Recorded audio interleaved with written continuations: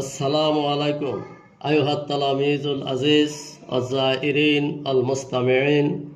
প্রিয় শিক্ষার্থীবৃন্দ, দর্শক এবং শ্রোতা, আরবি ভাষায় শব্দ ব্যবহার করা আমাদের জন্য অনেক জটিল।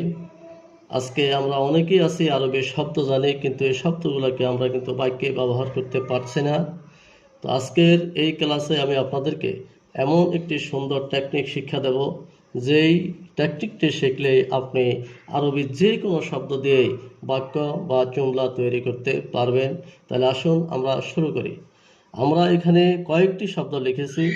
একটি শব্দ হয়েছে কিতাবুন বই, কলামুন কলম, বাইতুন ঘর, হাদিকাতুন বাগান, দুজাজাতুন মুরগি, কলানসুয়াতুন টুফি, সাজারাতুন গাছ।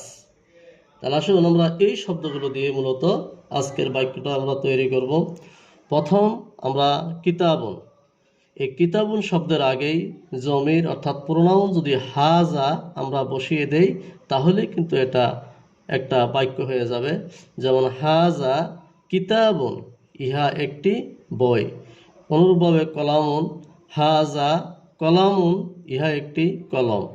বাইতুন ঘর, হাজা বাইতুন, ইহা একটি ঘর।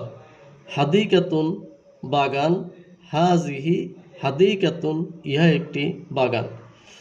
প্রিয় শিক্ষার্থী, ইতিপূর্বে তিনটি শব্দের ভিতরেই আমরা অর্থাৎ কিতাবুন, কলামুন, বাইতুন এই শব্দগুলোর পূর্বে আমরা বসিয়েছিলাম হাজা, কিন্তু হাদিকাতুন, দুজাজাতুন, কলানসুয়াতুন, সাজারাতুন এই শব্দটির পূর্বে বসিয়েছি আমরা হাজিহি।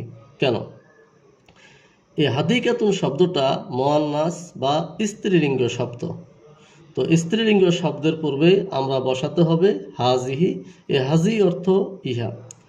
এখন আপনারা একটি প্রশ্ন করতে পারেন যে আমরা কিভাবে বুঝবো যে বাইতুন শব্দটা মুযাক্কার আর হাদিকাতুন শব্দটা মুয়ান্নাস বা স্ত্রীলিঙ্গ? হ্যাঁ, আরবি ভাষায় স্ত্রীলিঙ্গ বা স্ত্রীবাচক শব্দ চেনার 4টি আলামত বা চিহ্ন রয়েছে। তো আমরা মুযাক্কার এবং মুয়ান্নাস অধ্যায়ে যদি কখনো আপনাদেরকে পাঠদান করে থাকি, সেখানে আমরা এই বিষয়ে বিস্তারিত আলোচনা করব। তো আজকে আপনারা শুধু এতটুকু জেনে রাখবেন, কোনো শব্দের শেষে যদি এই গোল তা এই তাটা থাকে, তখন ওই শব্দটাকেই আরবি ভাষায় মুয়ান্নাস বা স্ত্রীলিঙ্গ শব্দ বুঝতে হয়। তো স্ত্রীলিঙ্গ বা স্ত্রীবাচক শব্দের পূর্বেই হাজিহি বসাতে হবে, আর পুরুষবাচক বা মুযাক্কার শব্দের পূর্বে হাজা বসাতে হবে।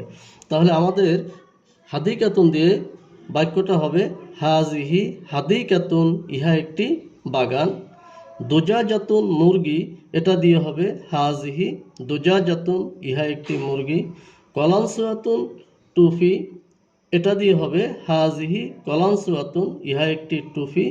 সাজারাতুন গাছ, হাজিহি সাজারাতুন, ইহা একটি গাছ।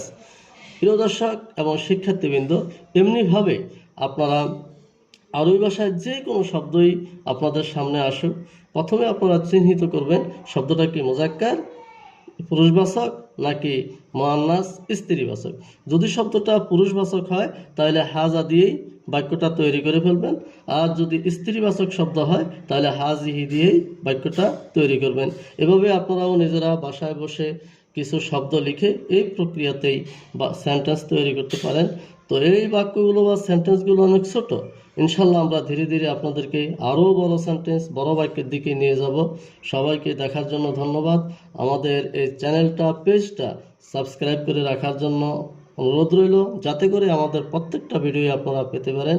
আসসালামু আলাইকুম রহমতুল্লাহ।